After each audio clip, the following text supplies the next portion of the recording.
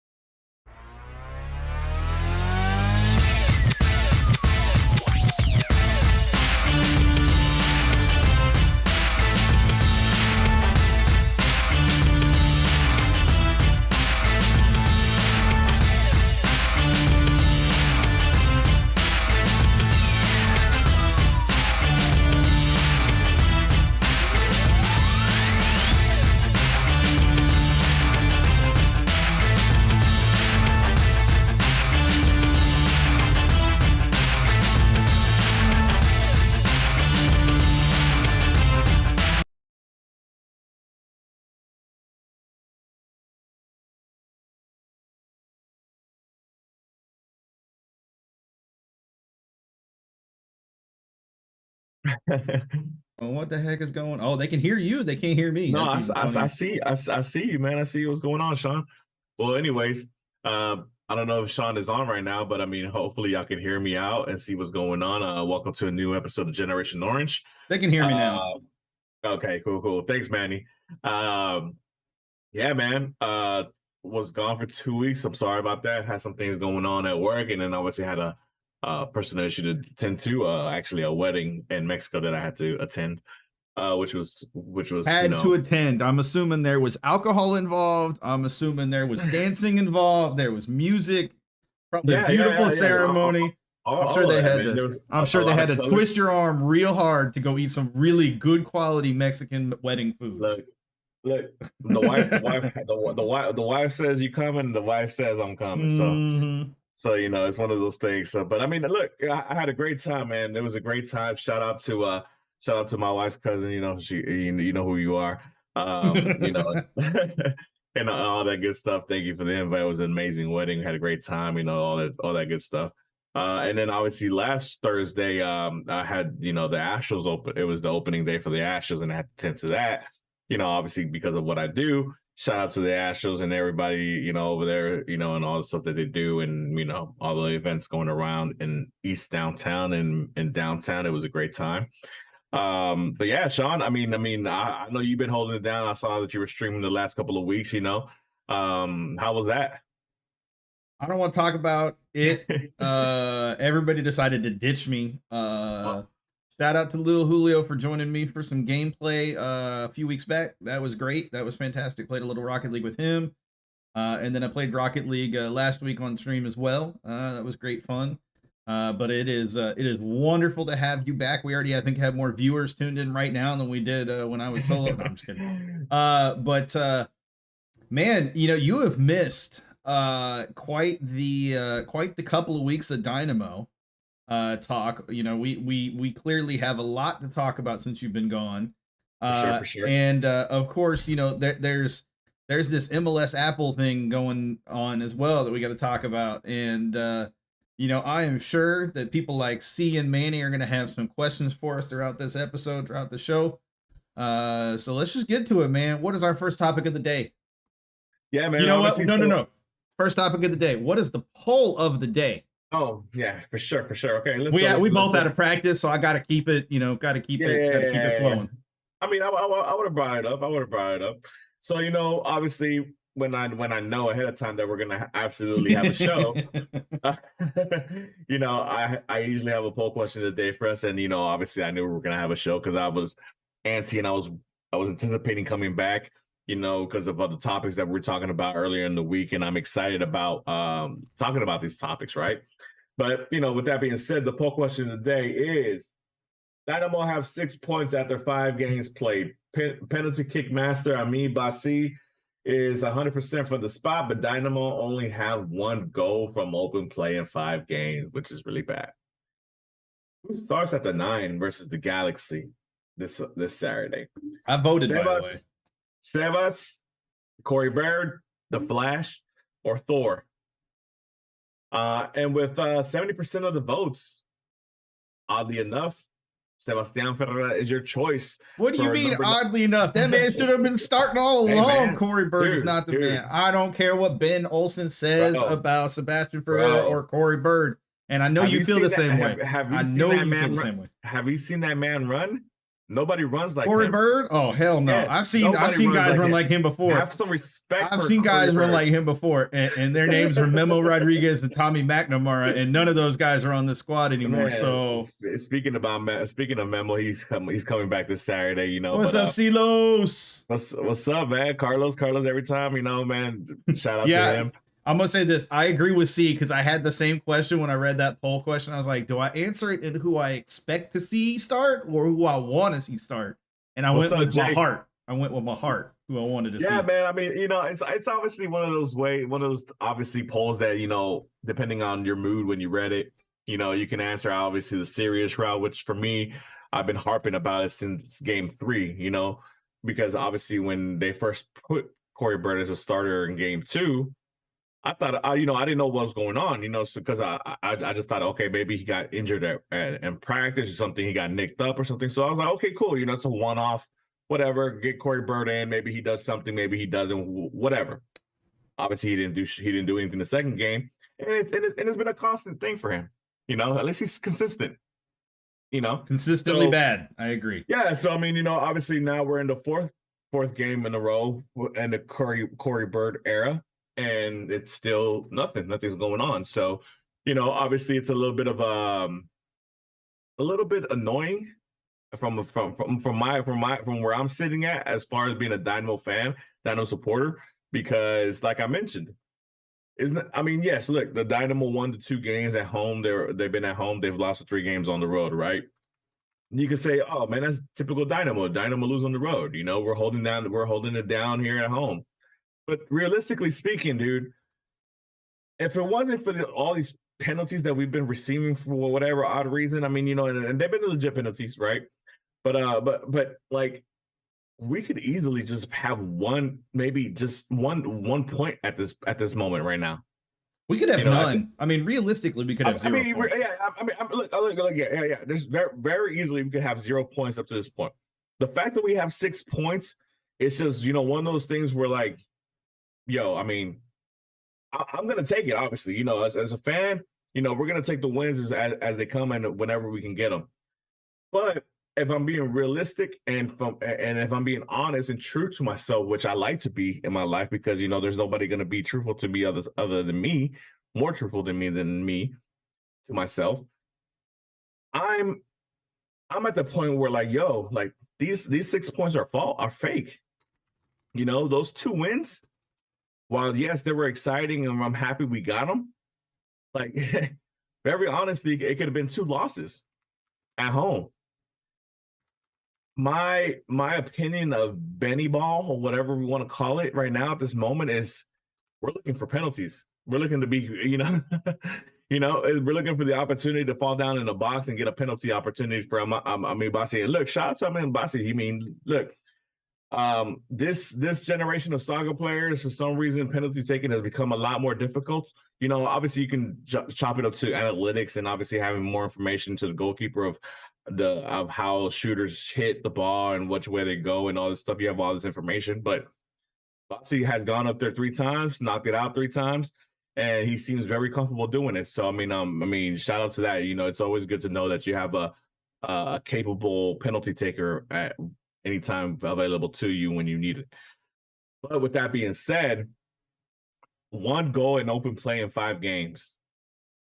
Sean, that's disgusting. Like that's not poor. That's horrible. That's like, I don't understand it. Like I don't understand it. And yet you have your DP number 9, your highest valued player as far as like, bought in from, with transfer money and all that stuff, sitting down on the bench for no reason because he doesn't run. Well, at least that's what's been given to us. And yet my man Corey Bird out there running his ass off, running everywhere. He runs so much that sometimes he interferes passes between teammates, and yet he can't do anything. Not an assist, not a goal. I know he had he got knocked down in the box one time. I don't know if it was the NYCFC game. I believe it was that one or the Earthquake game. I can't remember which one it was. I think it was NYC. Okay, yeah. So obviously, he got knocked down, or he fell down in the box, and obviously gave us a penalty. So hooray for that. But man, it's a little annoying, and this is one of those things where how long are we going to see this happen? How long are we going to sit back as a fan base and accept this? I understand as a coach, you got to make the best decision as a coach, whatever you see from practice and this and that. But while practice is important, and I do agree, practice is important, and you got to give you got to give your best in practice. But when it ain't clicking, it's not clicking, man. And to keep doing the same thing over and over again and expect different results, it's insanity.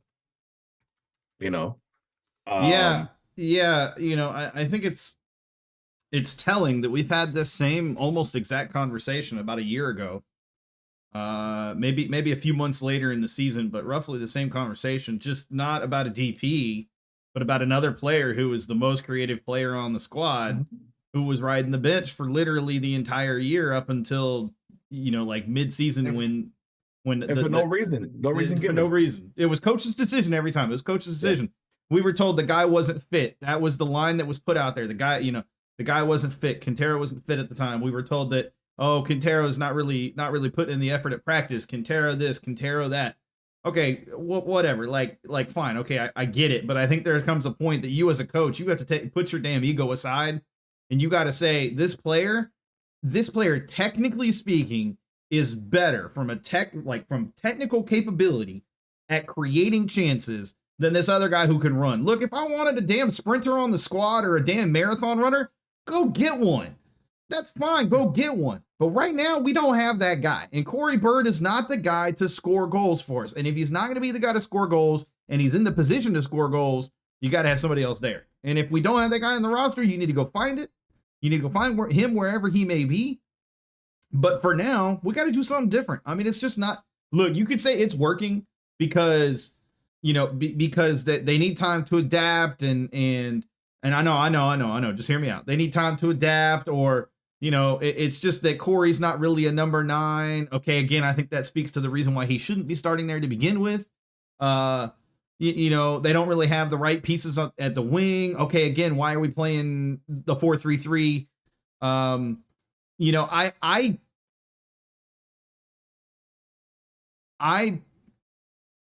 sit here and I said it and I'm going to say it again. Ben Olsen was not the right hire. Ben Olsen's style of football has been and will always be low buildup, possession-based, control the tempo of the game, and hope to nick a goal somewhere throughout the match. And that's exactly what we're seeing.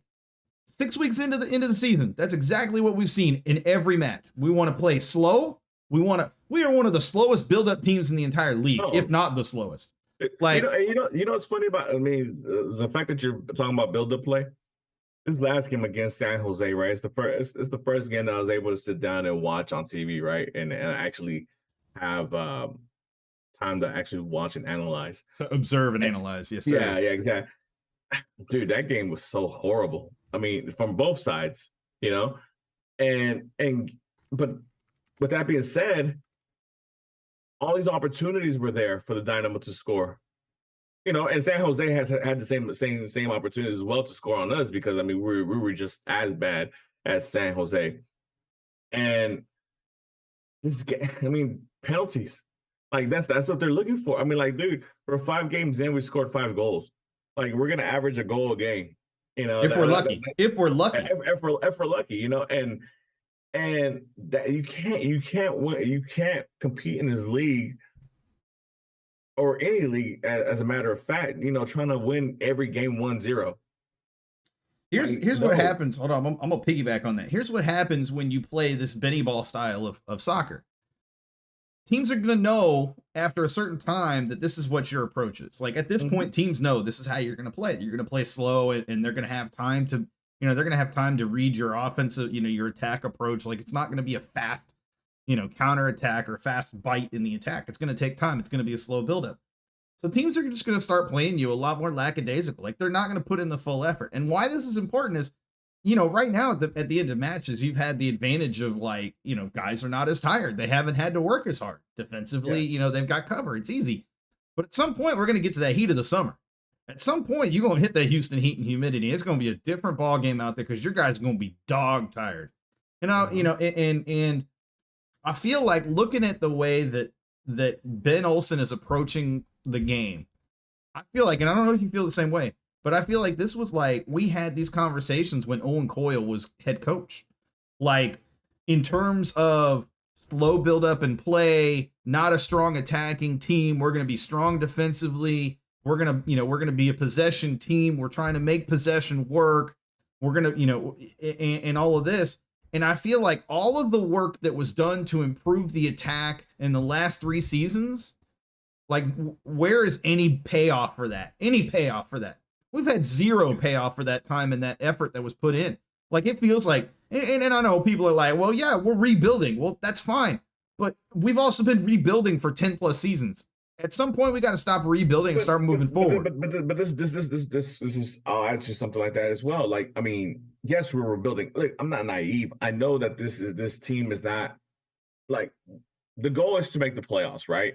But when we're talking about making the playoffs, we're basically fighting for the 8th, 9th spot, which is the last 2 spots that hopefully we can go right there, whatever. And if we finish 10th and we just miss the playoffs, I mean, it's unfortunate for us. That's a successful season because of what we've been dealing with the last couple of years, being bottom of the table in the league, right? But with that being said, you somehow managed to get a player who without having any true person to assist him the ball or to give him the ball last season or to create for him to make opportunities a lot easier for him to score, still managed to score 13 goals for you in league play, and only 2 of those goals were PKs. So, I mean, so he scored 11 open play goals for you, and not to mention 1 in the Open Cup. So, with that being said, that was a bright spot. That was literally the only bright spot from last season. That's the only reason why coming into this season, we had a little bit of hope thinking that we can actually make the playoffs because we're like, okay, cool. We found our number 9, like we have our number 9. This guy scored double-digit goals with no help, nobody distributing the ball to him at all, So if we can just find somebody who can give him the ball and make it easier for him to score, this guy can easily get up to 15, 16, 17, maybe even 20 goals in a season if we're lucky, right? But how is that? How are we denying this guy the opportunity to score goals for us when that's the most important part of the game? Look, how many games have gone? And whichever league that you decide to watch, La Liga, Premier League, with MLS, Liga MX, that teams dominate the ball for 70% of the match and still end up losing the match because the other team had 2 opportunities and scored 2 goals. Yep. Like we need the objective for this game is to score goals. Time of possession is great if you can dominate that, keep away the opportunity from those guys who score. But when you have time of possession and you're still allowing another person to score and you can't score, that's an issue. The thing about it is,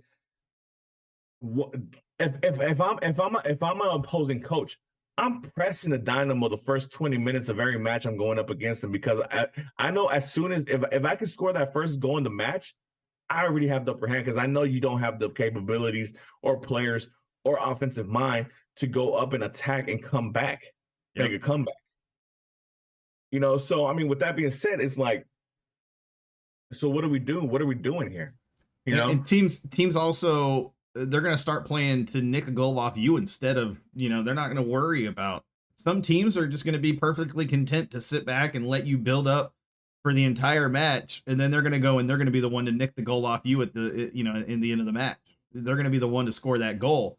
When you keep games at a 0-0 for 90 minutes, and then you're trying to nab a goal in the dying moments of a match, like, you're just as likely to get scored on as you are to score, to be the one to score. And we got lucky in both of those matches, in my opinion. Like, we had some great plays in those, in those moments, but the opposition had great plays too. They just didn't get the goals, to show for it.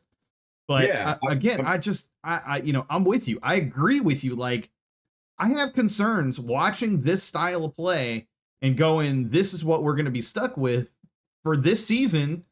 And we're going to call this a success because we're going to sneak into the playoffs in the 10th playoff spot, or 9th playoff spot, whatever it is. We're going to sneak in and we're going to call that a success because it's better than it was last season. But that, like, there's no, playing this style of soccer does not have a lot of room for growth. It doesn't have a lot of room to improve. You're already having to play as good as you can possibly play in that system and that style, and hoping that you can hang in matches. And what happens when you run against a really good attacking team? Now, NYCFC are a pretty good team, but they're not the best attacking team in the league right now. There are other better teams. And I have concerns that we're going to run against some of these very good MLS squads and we're going to get our teeth kicked in.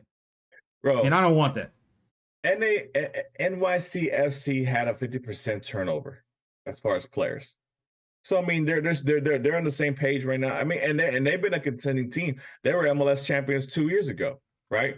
But, they had a huge turnover the last 2 off seasons. And yet we were only able to beat them 1-0 with a penalty kick. Austin FC came off disappointing CONCACAF Champions League performance. They were trying to, obviously reverse the table against the team from Haiti.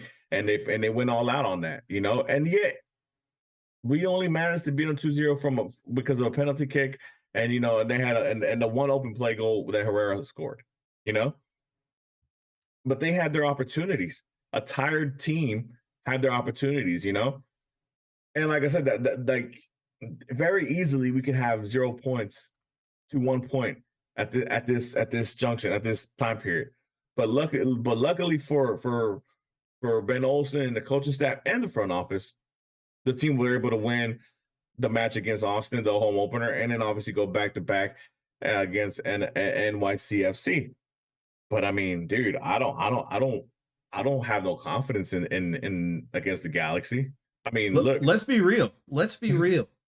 If it wasn't for Amin Bassi right now, we would be 0-5. Like, we wouldn't have won a single match. Yeah. Let me ask you this, man. I mean, like, if Bear does come out as the number 9 again this Saturday, I mean, like, how much more do you give this? Like, how much more opportunity? Look, I understand that you want to give a guy an opportunity as a coach. I understand that. Look, and sometimes it takes a player some time to get built up, right? But like, you've given him 4 matches starting, right? If he goes in this Saturday, this will be the 5th one. After that, I mean, how much more can you go without scoring goals, without having somebody who's able to put the ball behind the net? I mean, Ben Olsen's done it for an entire season. He only won, I think he got a total of 16 points in one season with DC United. So, I mean, let's not act like this is something that should just astonish everyone. No. I know you're not, but I'm just saying, from a general perspective, from the fan base perspective, everybody was so hyped on Benny Ball. We're ready for Benny Ball. And I'm like, I'm not ready for Benny Ball because I know what this is going to be. And, thank you, C, for the affirmation that, yes, I'm remembering the Owen Coyle era correctly, the very short Owen Coyle era correctly. That was just, I lived it, man. I've lived this story that we're going through right now. Shout out a few years ago, a few years back, man. And I don't want to do it again. Because we're going to set our, look, here's the thing. That was almost 5 years ago, it feels like. It actually probably was about 5 years ago. Probably about 6-7 years now. 6 or 7 years ago. That was 6 or 7 years ago. And we're back to that same point. If, and some people are going to argue and say, well, maybe it's not. But let's just say if Ben Olsen turns out to just be another Owen Coyle and we have to get rid of him and bring in another coach, where are we going to be at? This team has nothing. There is no, identity. I've been complaining about identity. Okay, congratulations, Ben Olsen. You've given me one damn identity that I don't like. The only identity in soccer that I could hate more than a no identity is the identity we have now, which is a slowest build up to our play. I can't stand it. I hate it. Look, man, I've always been,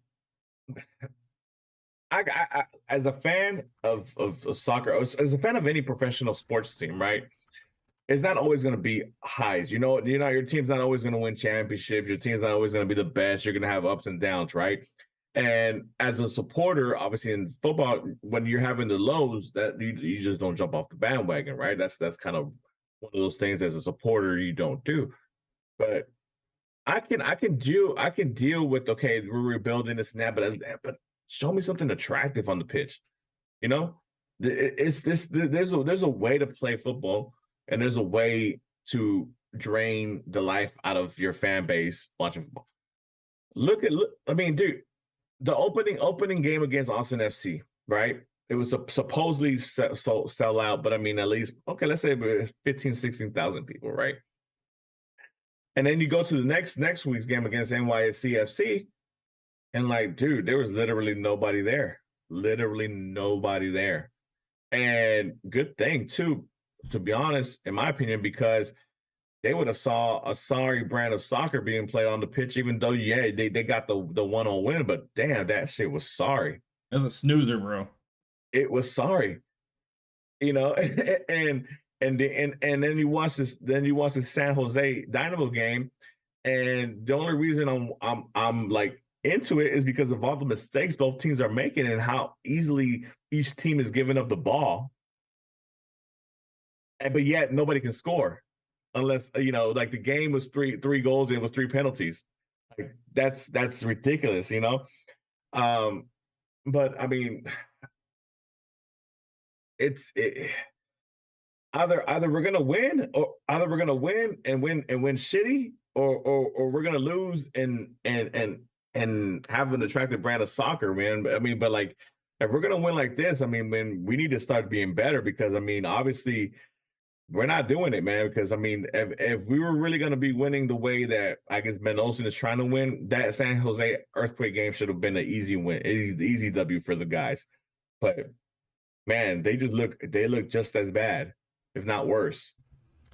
Yeah, I you know, there's some chat messages I want to read off. To piggyback off Mark's point, if I'm an opposing coach, I'm marking Bossy out of the game because we literally don't have another attacking threat. Now, you and I last year, Mark, what do we talk about? If I'm an opposing coach last year, who am I marking out of the match? I'm marking Darwin Quintero. Easy. Same. It literally have shifted nothing. You're just shifting to a different player. Kyle says, this is my 10th season as a season ticket holder. I literally cannot pretend to have hope anymore. Our entire identity is LOL. Remember 2012 to 2014? He means 2006 to 2007 as well, or 2007 as well. No goals, no improvement every year. I mean, you're not wrong. I don't only want highs. It's just been a decade of lows, bro. Same. Like, you speaking to my heart right now. I'm not even kidding. I'm so tired of getting my teeth kicked in as a fan. The difference in crowds between, but it seems to me like we find a new way of sucking worse than what we did previously. You know, I think I'm going to say this. I do think it's not so much that we're sucking worse. It's that we can't find a way to suck less. And because we can't find a way to suck less, it feels worse because we just keep sucking the same amount, just in new ways, you know? Well, this is what I'm talking about. Because I mean, like, okay, you bring in players that we're like, okay, cool. The whole reason that, you know, like I said, look, I take a lot of pride of calling out that I wanted Ivan Franco last year when they brought in Sebastien Ferreira, right? Mm-hmm.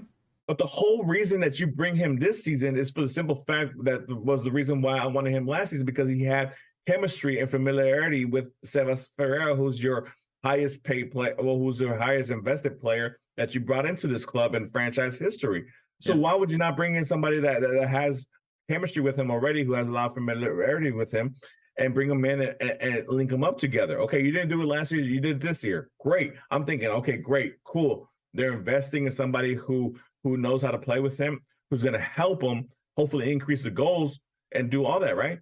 But Ivan Franco and Sebastien Ferreira have been on the pitch together a grand total of 33 minutes together this whole season. Yep.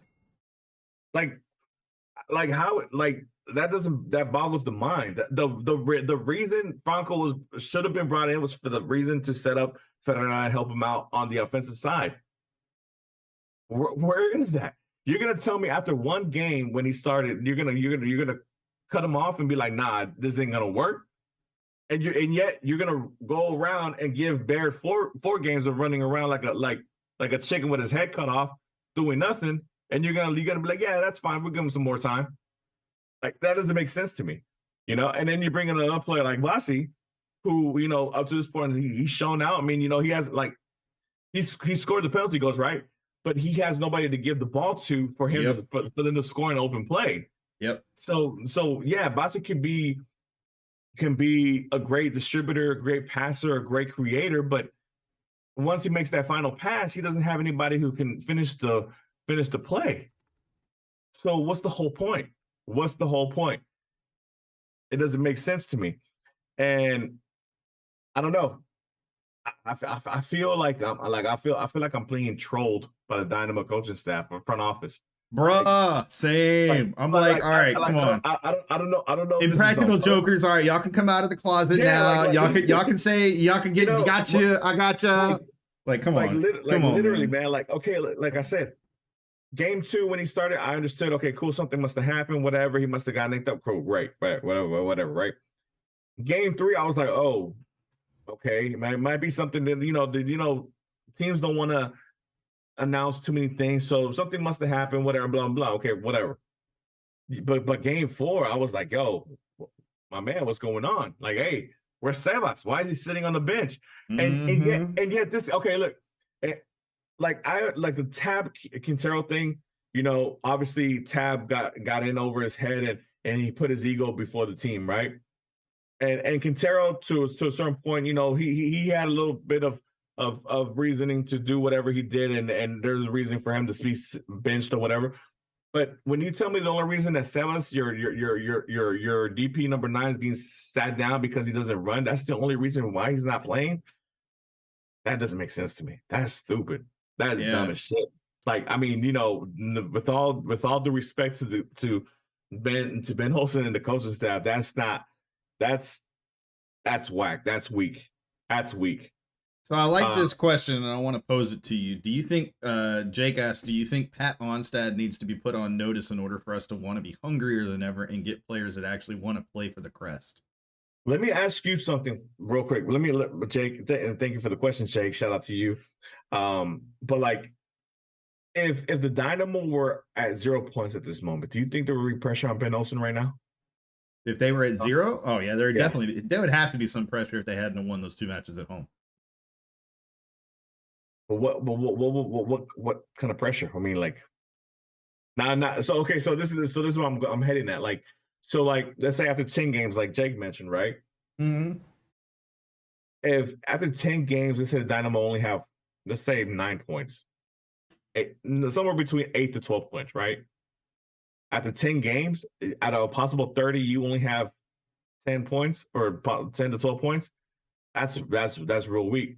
And then what do you do? So now you're going to bring the person who you basically neutered, the player who you basically neutered, to come off the bench and try to save you? Like, how does that work? How do you build that player's confidence back up by telling him, like, oh shit, you're my last resort. I know I haven't believed in you, but here you go. You're starting now, so make it happen.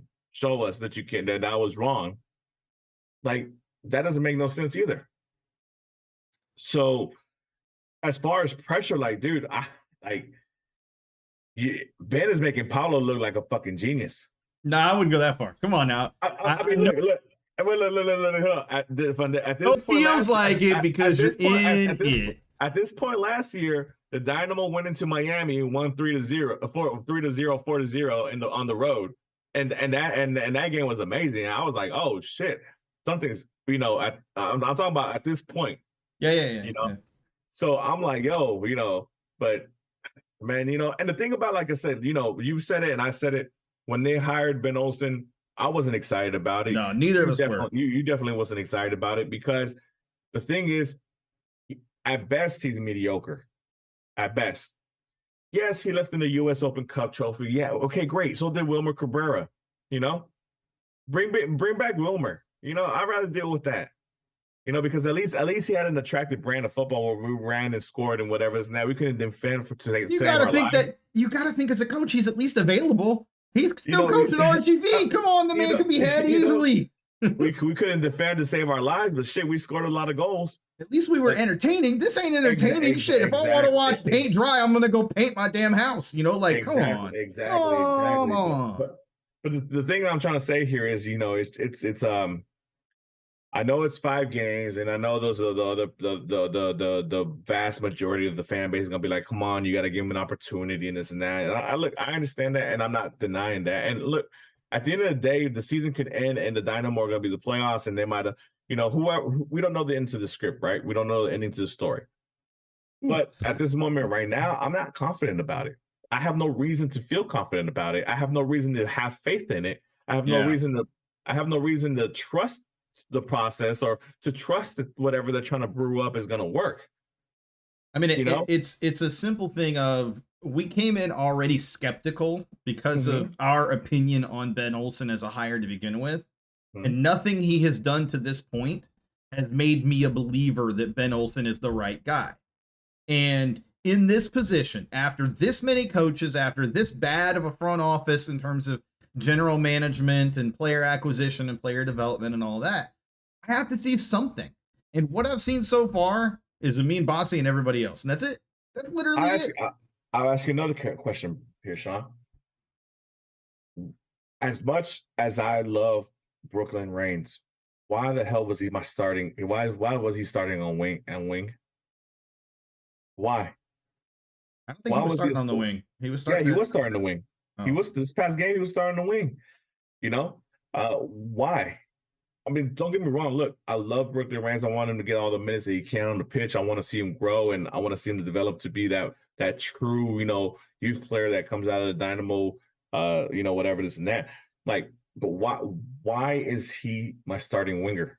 Like, yeah. I have no idea. You have Gionis, right? Franco. I understand that Franco, because he was maybe a little jet lag from coming back from Paraguay after his child's birth. So okay, I can understand that. Quiones, I mean, that's another player that we've been, hey, give him an opportunity. What's going on with that?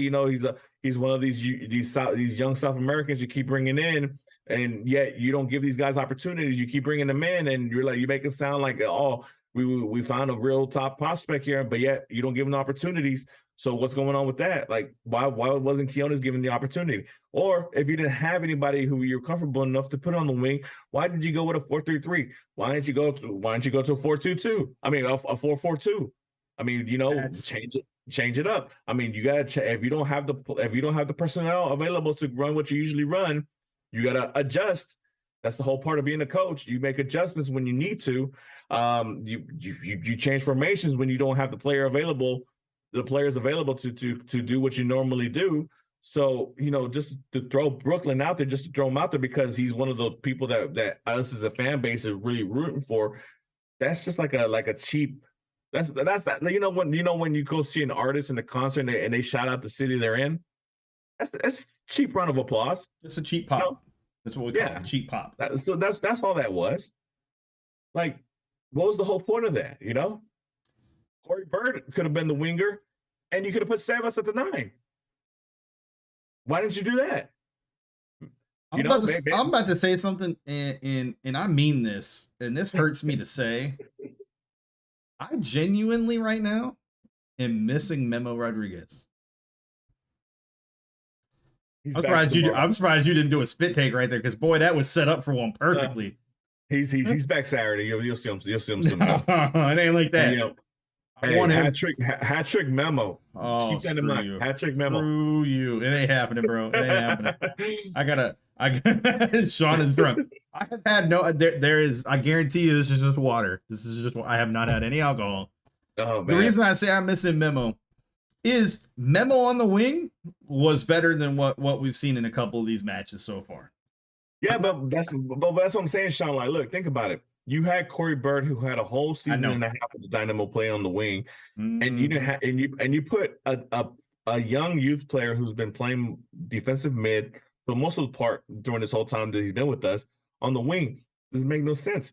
No. Why don't you put Corey Bird on the wing and you put Sebas on the 9? You could have solved both of your problems. You could have had the pressure off of your back of the fan base wondering why the hell you're not starting Sebas, and you could have had your mans on the pitch as well at the same damn time. Who knows? Maybe Corey Bird and Sebastien Ferreira create this magical chemistry together, and they score 1 million goals together.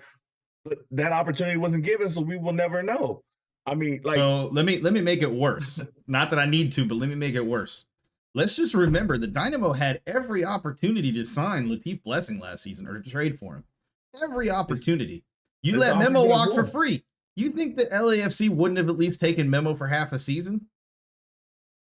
Man, not Latif anymore. We could have taken Latif. Latif could be playing right. Latif could be playing right wing. Could be playing right wing right now, and at least that man knows how to either find the goal or at least set up a damn ball. Like, but this is the thing, man. If it ain't the top tier teams, and scraps or crap, we don't want it. You know, that's Latif. Latif is their scrap. They don't want him anymore, so let's take him. Latif was a legit player for them until they started dipping into the South American market and they started investing hard in there, right? But that's what I'm saying. Like, we were happy to take Christian Ramirez. We were happy to take Corey Bird. We were happy to take. I would take Christian Ramirez right now at the 9 at this point over Corey Baird. Okay, let's be real, man. Shout out Christian Ramirez. Shout out to him. He's doing a good job. I think he just scored a brace last week for Columbus Crew. So shout out to him. Yeah. So I mean, it's. Why you gotta hurt me like this, Mark? Why you gotta hurt me, bro? Look, man, I don't know what it is, but I mean, when players come to the Dynamo, I don't know if they're out here chilling in the strip clubs. I don't know if they're here overeating. I don't know what the hell's going on. That must be it. Minority owner James Harden has infected this organization culturally with the strip club mentality. They suck, man. Their level drops drastically. It's tremendous, and I think, of everything that we talk about, that's the one thing that I have no answer for. Like, what is it about coming to Houston and playing soccer in Houston for the Dynamo that makes a player suddenly wilt into a player that's useless on the pitch? But then they can go play for another team, Tommy McNamara, and go and play pretty damn well. I'm not saying he was the greatest player out there or anything, but he had moments. That's more than he had with us. Like, I mean, it's crazy. It's crazy, bro. But at least Memo still sucks for LA, so it's okay. I mean, we'll see, man. This is Memo revenge game. I ain't scared of Memo Rodriguez. But hey, that fool, he's gonna have 5 chances on goal, and all 5 of them are gonna be over the damn crossbar. We'll see here next Thursday. But yeah, man, it's I don't know, man. Look, I love Houston. I love my city. And I love the food scene here. When I was younger, I loved the strip club scene here.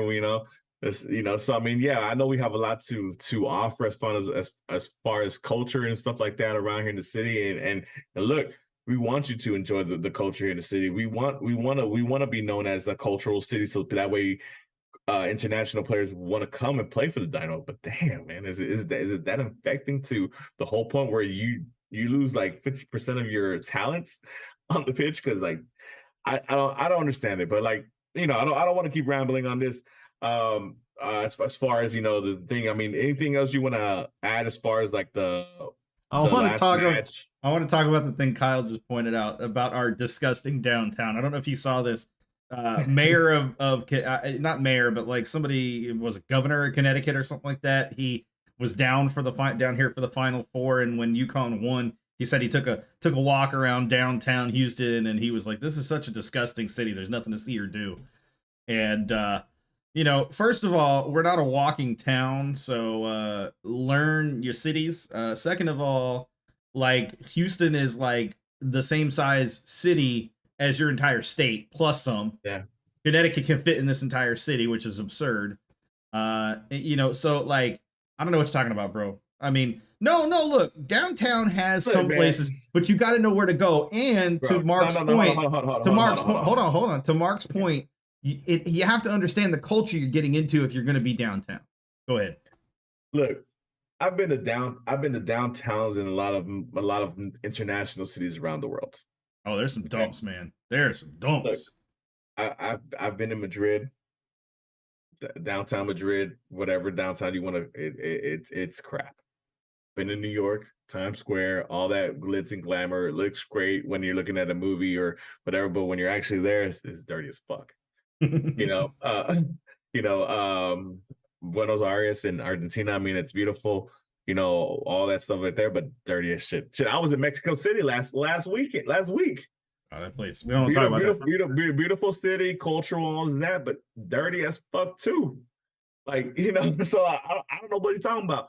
Connecticut doesn't even have a downtown city. It doesn't even have a city that can fit our downtown. Because that's my point. That's my point.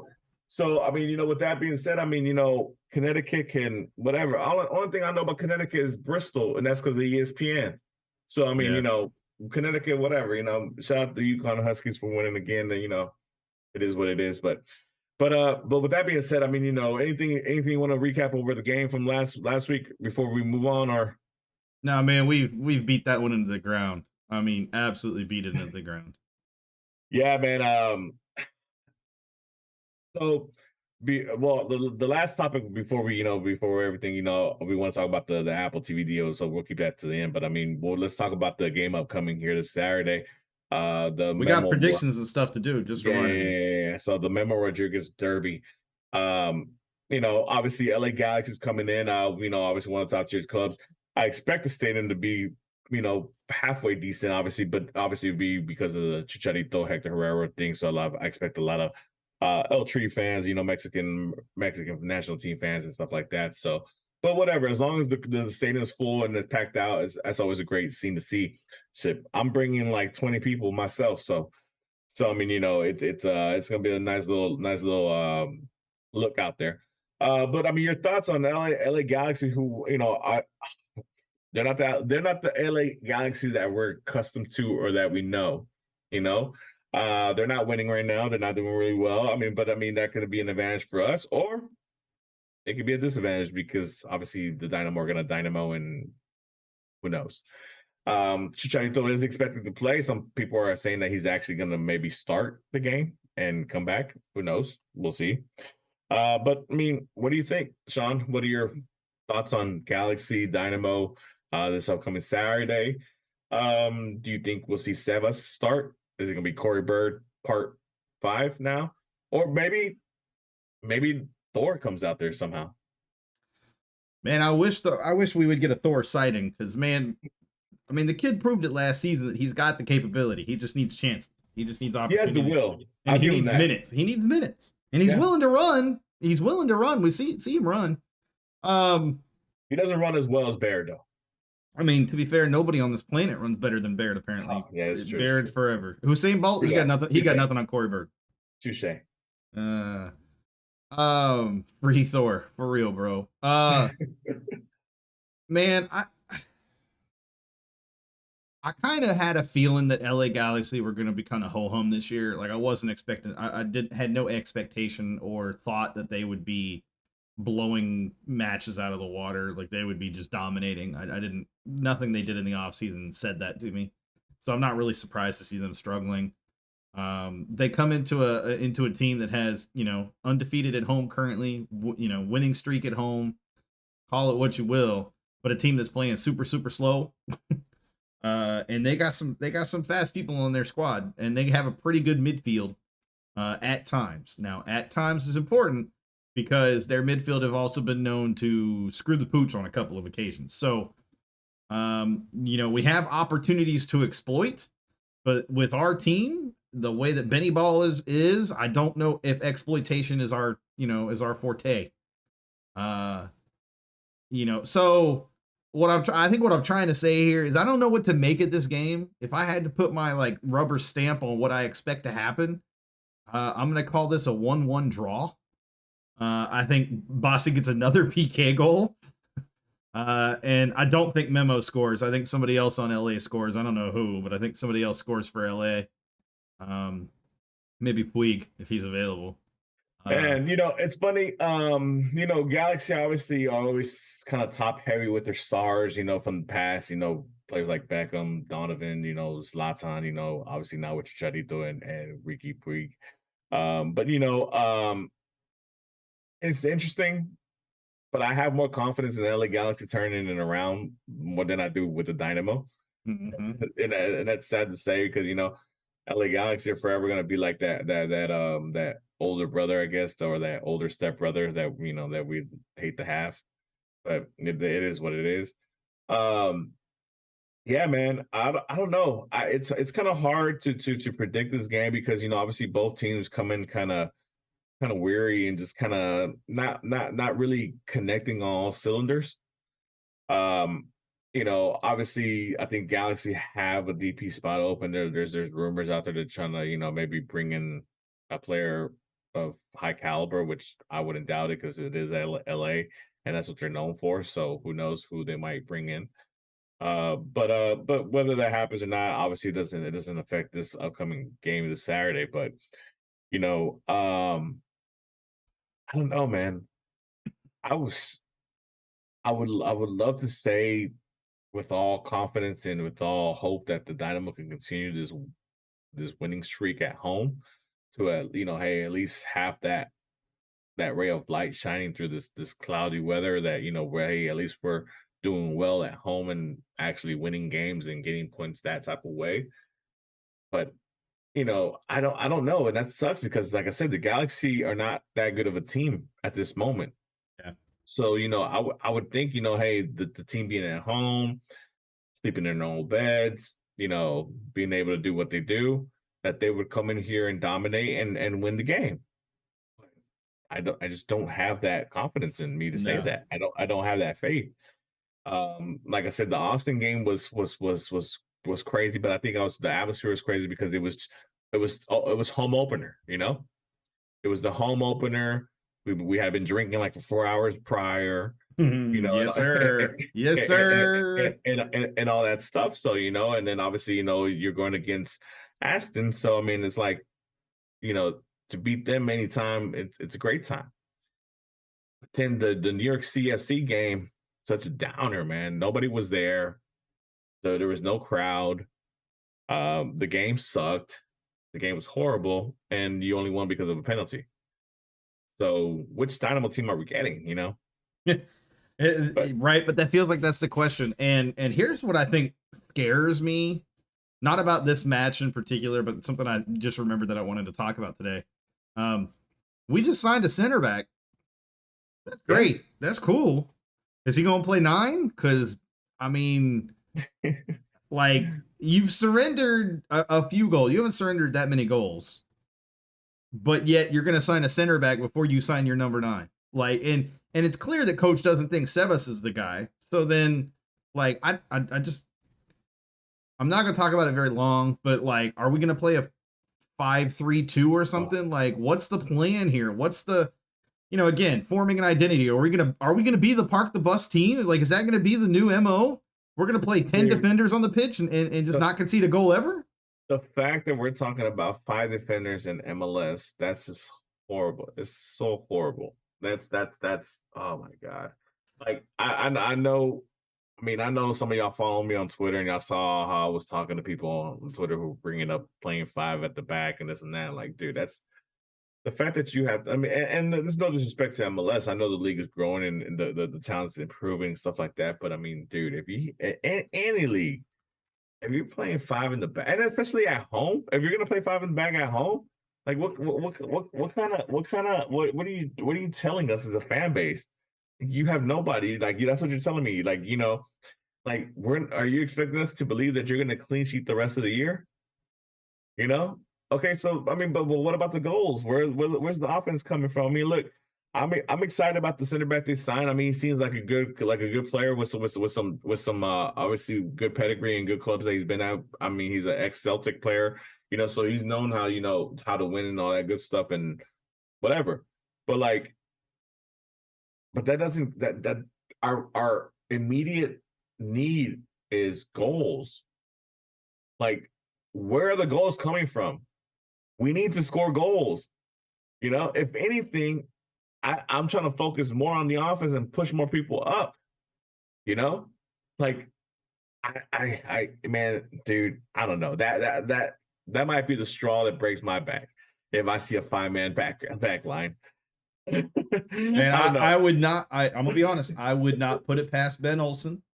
I fully expect to see it at some point. But it's crazy, dude, to think that's even an option in MLS. I mean, we're not even talking about playing, and like I said, this is against the Galaxy, right? We're not even talking about LAFC, who have a tremendous front three, or somebody that that we know, like Philadelphia Union.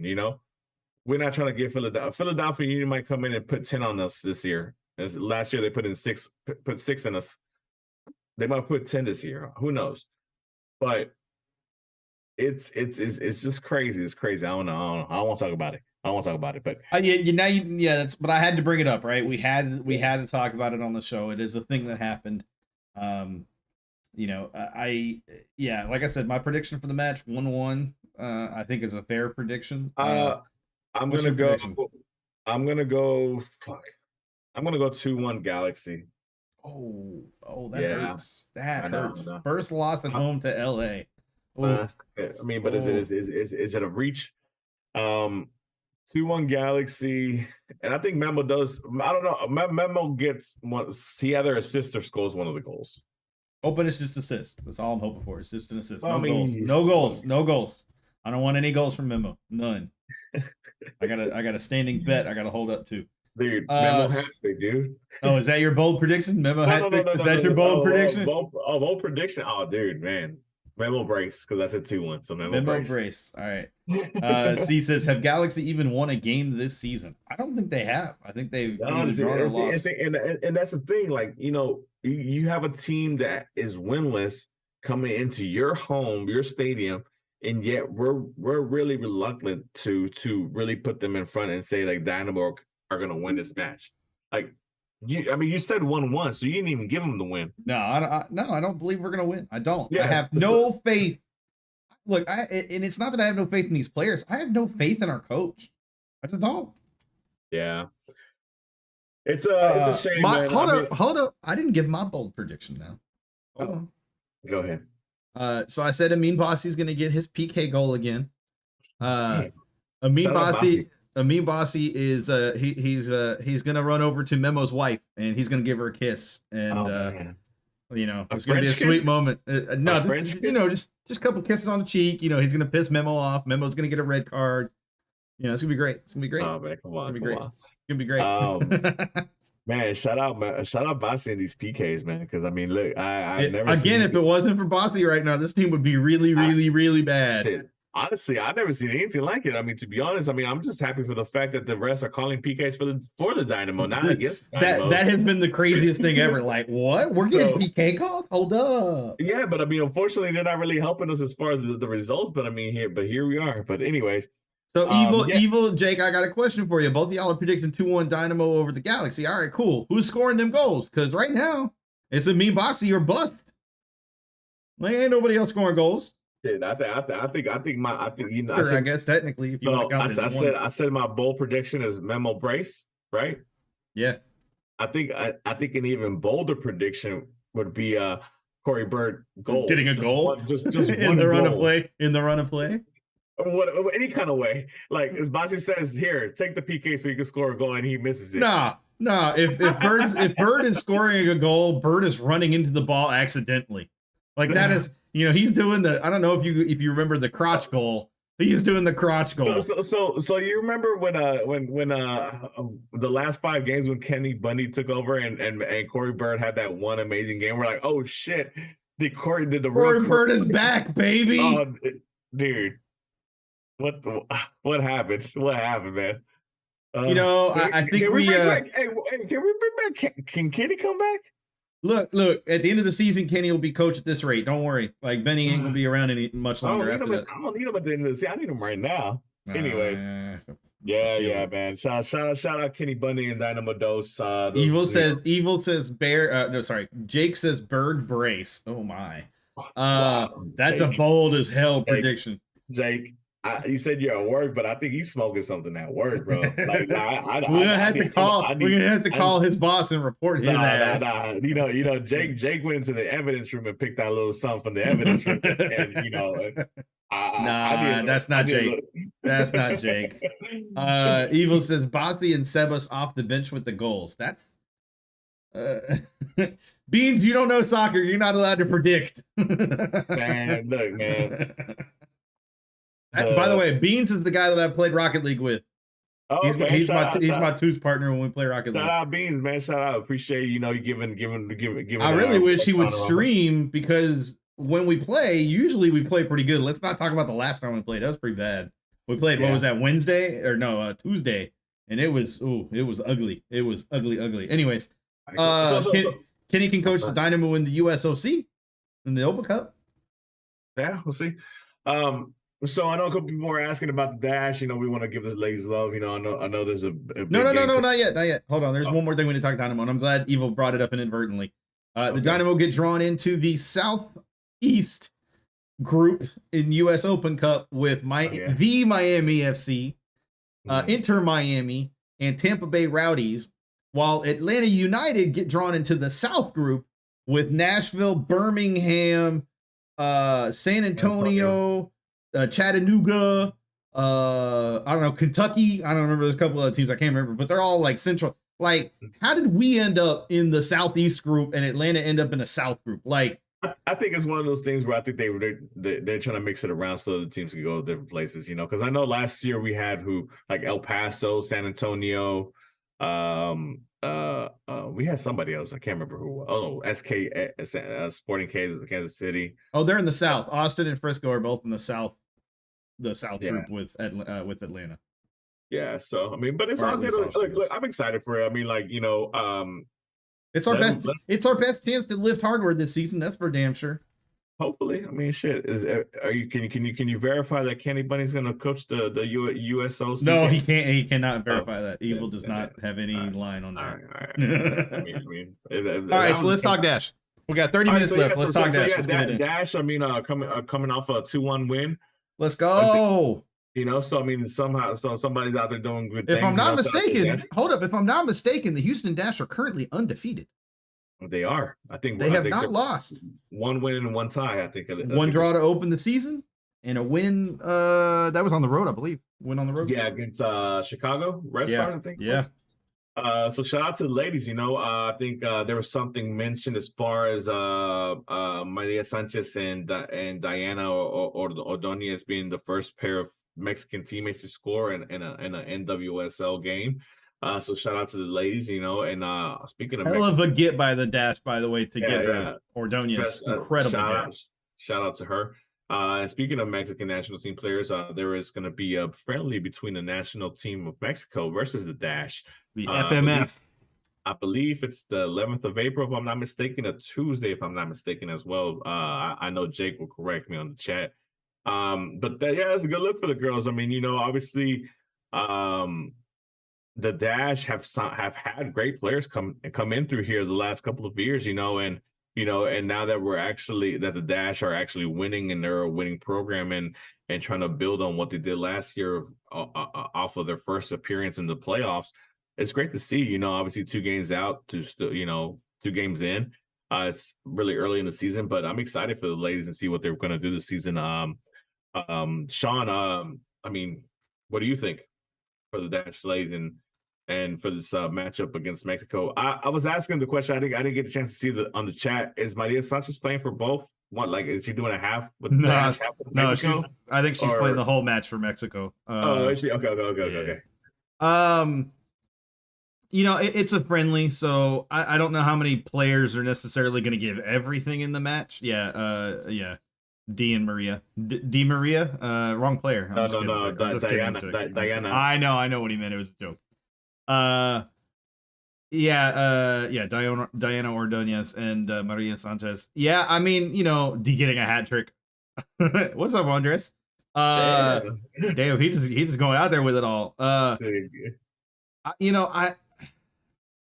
Mexico are a decent national team, but not one of the top elite teams, right? So on the women's side. On the women's side, correct. On the women. Well, on the men's side too, if we're being real. They're meh. Yeah, they're not. I mean, look, the FMF, if you want to call them that, they are they are not the best team even in the CONCACAF region. And some would argue the Mexican national team men's is maybe debatably the best team in CONCACAF, but that's a big time maybe. Man. That's a big time maybe. Canada coming in strong. Canada's coming in strong. U.S. is starting to look a little bit better and better every time, although it'd be great if certain players could stop getting their parents involved, but I digress. The American way. But yeah, I mean, just looking at this match, I think the Dash actually have some opportunity to play very well in a match like this because they have more time together as a team, and they've been playing well. So, they're already kind of moving forward with that. And Sam Lady is doing a fantastic job as coach. I've got no complaints with him whatsoever. And this is with players that are, some players that are brand new to the club and a system that he's implementing that is a shift away from the system that was played last season. Not a tremendous, but a little bit of a shift. But it would be great. It would be great if the Dash were to take it to FMF and end up winning the game and poaching one off a national team. That would be a statement win right there. Evil says maybe I can see the Dynamo play San Marino or Puerto Rico or a Pacific Island Oceania nation not named New Zealand. Indonesia. If we still had AJ La Garza, we'd be playing Guam. Hell yeah! Hey, I'd be all about. I would have been all about that when AJ was here too. Anyways, yeah, man. But shout out to Dash and all the things. But hey, Jake, before we move on to the next topic, man, maybe my girl Paulina gets a little bit of playing time. My Argentine girl out there that Paulina, I think is her name, right? Yeah, Paulina Gramalia. Yeah. So let me know what's going on with her. But let's get to the final topic, Sean. And this is a doozy because it's a little off topic from the Dynamo, but it does affect the Dynamo. It does affect the league, obviously, and obviously there's been a lot of talks about a lot of positivity in the beginning of the season. With when Apple took over as the main provider for MLS for this upcoming season, signing I think of what was it, a 10-year contract with MLS or something like that. Yeah, 10-year contract. Yeah. And and obviously up to this point, obviously we've noticed that the programming has been a lot nicer. The video, the television, everything has been top notch from the Apple side of things. Only downside, obviously, this locally is obviously we don't get to listen to Glenn Davis as far as the commentator on television, but you can listen to him on the radio. You can listen to him on the radio. 97.5 ESPN, the ticket 97.5. Yeah, for sure. So, but there's been a lot of things going on as far as in contracts, especially with big money being involved. There's always clauses that we don't really hear about as far as things like that. But one of the major things that's come out from this contract, that a lot of people seem to be really worried about is that the subscription base and things like that, as far as people jumping onto Apple television because of MLS, has not seen that big of an increase in subscriptions for Apple to benefit Apple, to help for them to have a continuous relationship with MLS to where they can make some money off of MLS as well, or where it'll benefit them as a company, right? So a lot of people are worried about it because there's an out clause for Apple Television to get out of their contract if certain numbers are not met, right? Yep. And at the end of the day, we know this is a business. We know television rights and league rights and stuff like that. That's all that has a value, right? And MLS, to put this bluntly, I know that they were focusing on, obviously having the World Cup here in the United States in 2026. That was going to bring up a nice little bump, right? Having the ability to sign a little bit more world-class players was supposed to create a bump. Having this new deal with Apple Television was supposed to create a nice bump. But I haven't really seen it, I haven't really seen it. And it is something to worry about if this out clause is indeed true, obviously, because at the end of the day, Apple is looking to make a return on investment. And if there is no return on investment, Apple's cutthroat. Yep. We're done. Now, when you see it from this standpoint, I think, what is it, $14.99 a month for an MLS season pass? I don't know what that includes. I don't know if that includes anything on Apple Television as well. So that's just plainly MLS season pass. So that's a bit of a downer there. $12.99 if I forgot how you get $12.99. Oh, if you already have an Apple subscription. Yep. It's free if you're a season ticket holder for your respective club, which is a nice. Or if you, nope, that's it. Yep, just that. Sorry. Yeah. So if it's a nice little perk if you're a season ticket holder. But the thing about it is, Sean, that $14.99 for just MLS season pass on Apple Television. $5 more, and I get the rest of the world soccer. Yeah, all of the world. I get all the leagues for the most part in the world with $5 more. Yep. $4.99 for Peacock. And look, if you know me, I hate Peacock. I hate Peacock with a passion. The only reason they stay afloat is because of the Premier League. Everybody knows this. Because I hate when they shut it down, NBC Sports, because Peacock was failing, so they moved all their whole Premier League things over to Peacock to ensure that that app stays viable and stays alive. But $4.99 gives me the Premier League plus whatever original stuff that they have on Peacock, right? That's great. $9.99 gets me ESPN Plus with all the ESPN content, which is, NBA, MLB, and then we're talking soccer leagues, La Liga, Copa Rey, FA Cup, Bundesliga. Don't they also have the USL Championship too? USL Championship for those who like to follow the USL Championship. And there's something else I'm missing. I know I'm missing something else, but yeah, $9.99, right? Paramount, which Paramount I believe is $4.99. $4.99 gets me Serie A, Champions League football, Europa League football, Serie A in Brazil, Primera División in Argentina.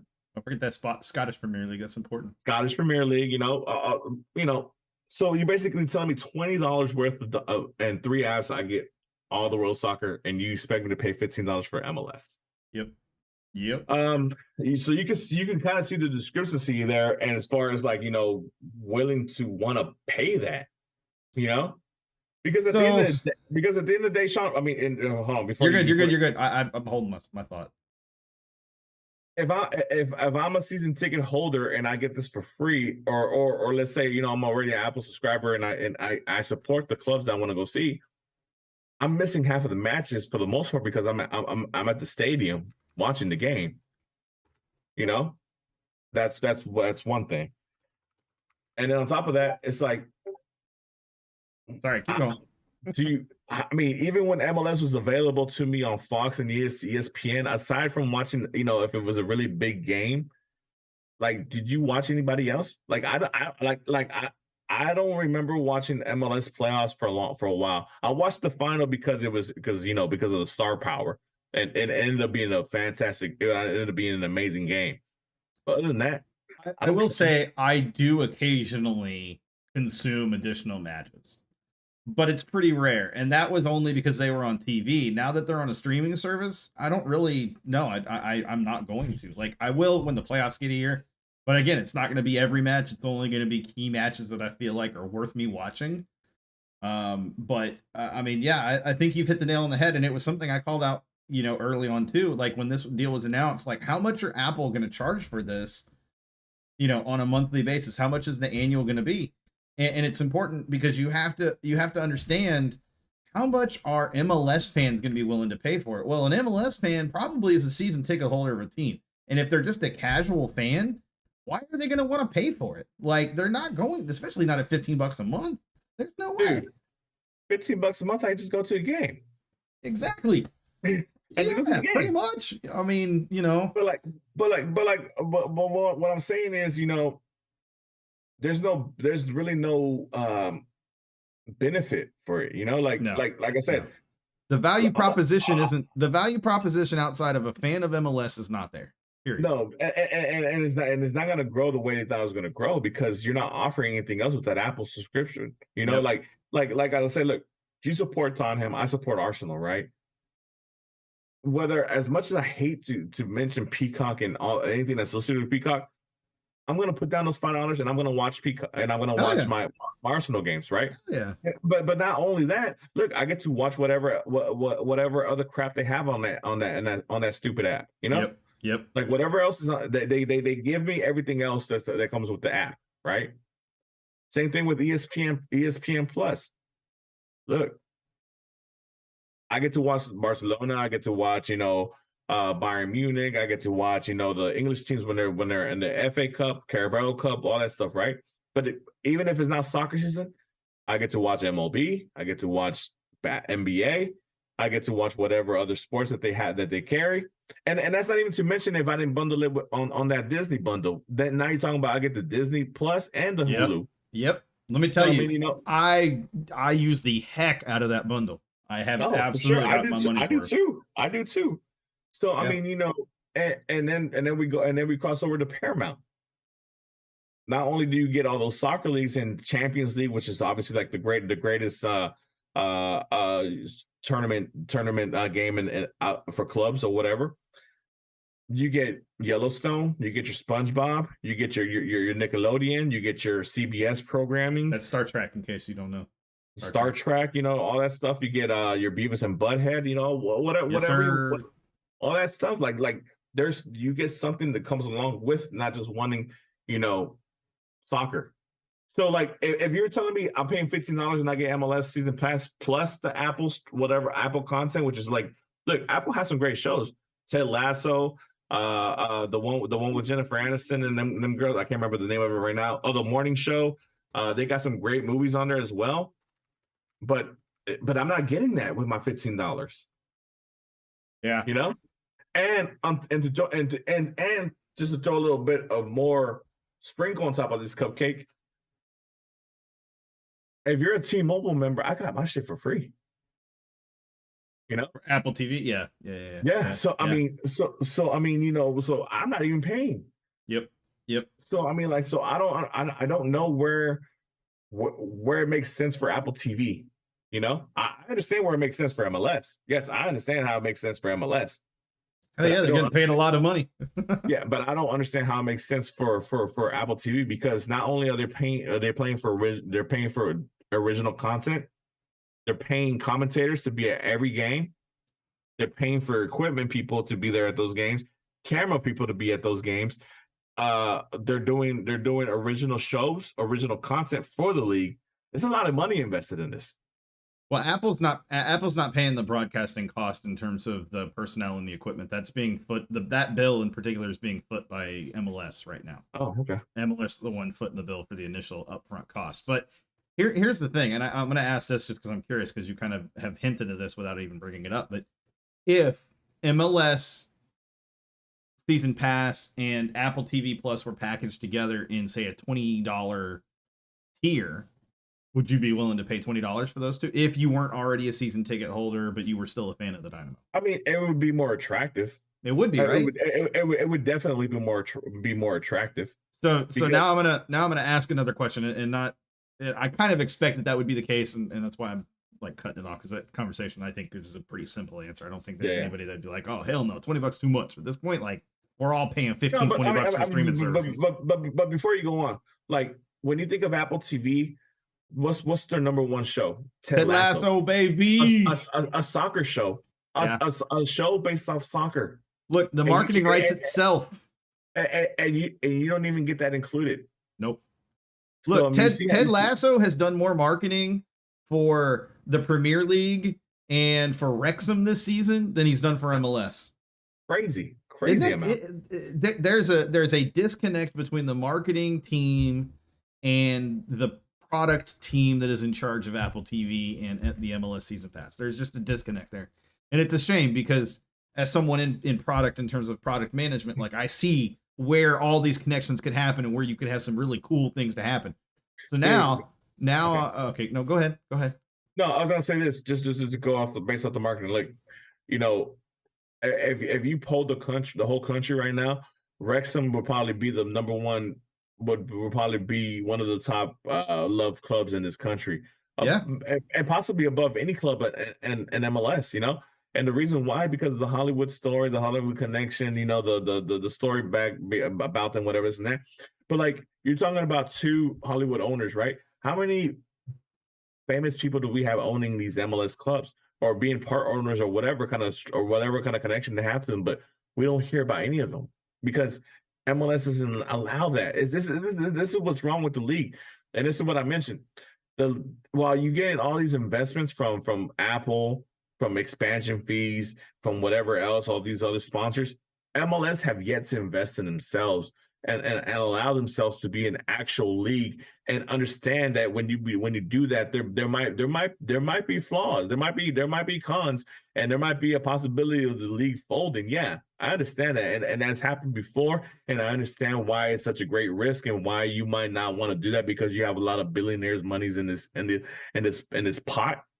But at the same time, this single entity shit is whack. It's whack. It's absolutely whack.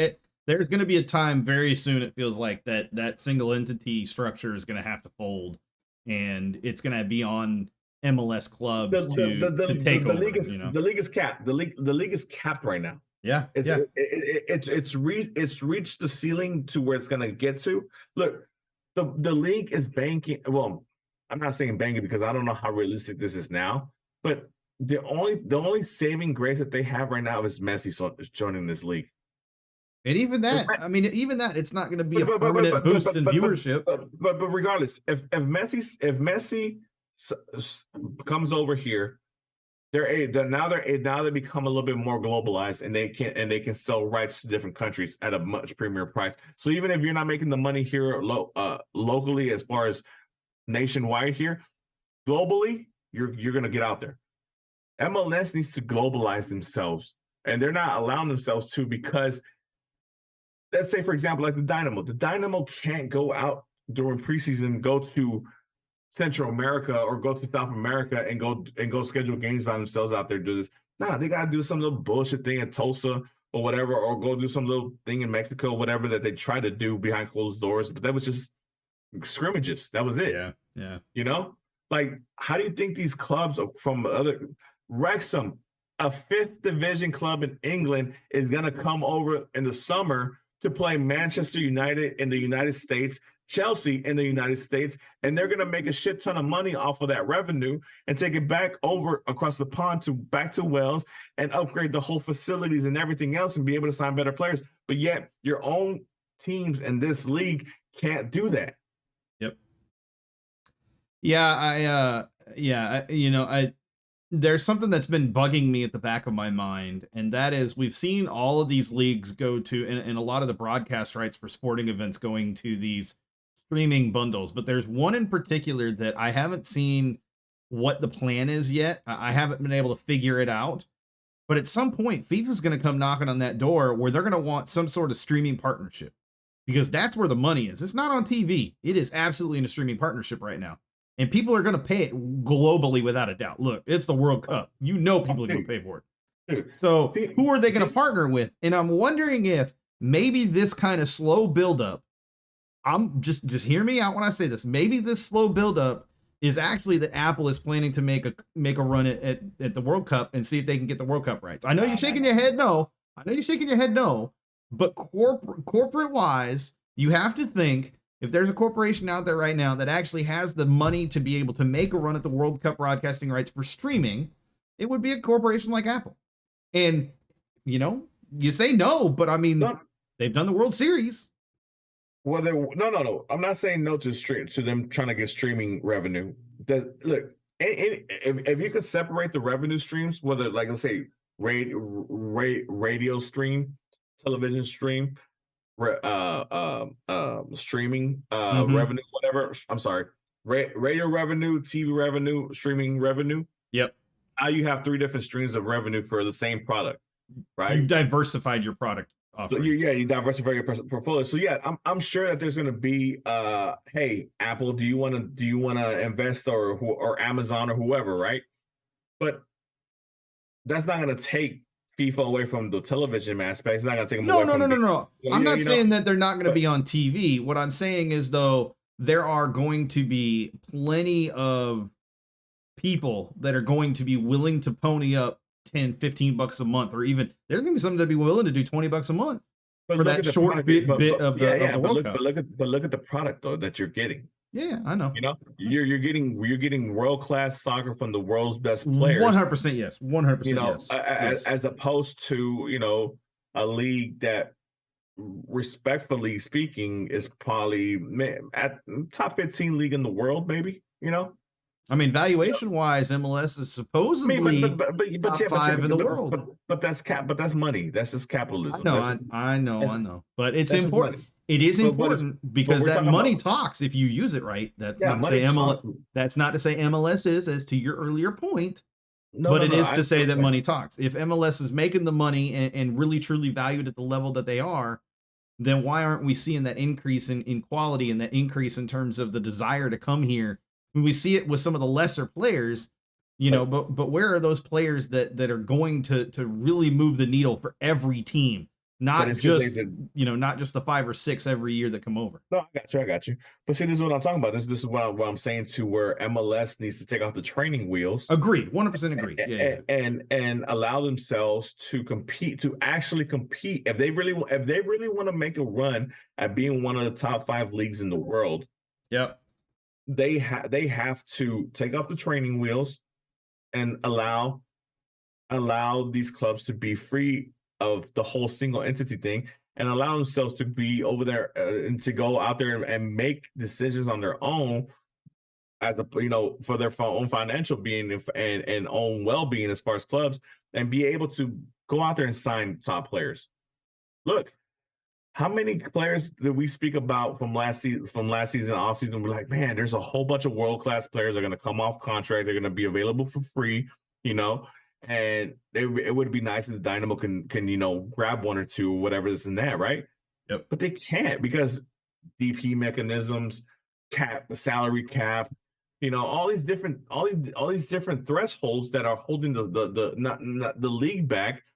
I mean, yeah, you got a couple of teams like let's say Toronto and LAFC who are making the most of it. But I mean, realistically speaking, if LAFC wanted to go and invest in more players, let them. That means more star power for that team. Yep. Yep. Why are we capping an organization who actually wants to go and bring world-class players into your league? Now, if the Dynamo don't want to do that and they want to build a certain type of different way, okay, that's their method. But at least give them the opportunity to do so if they so choose to, desire to, or even want to. Yep.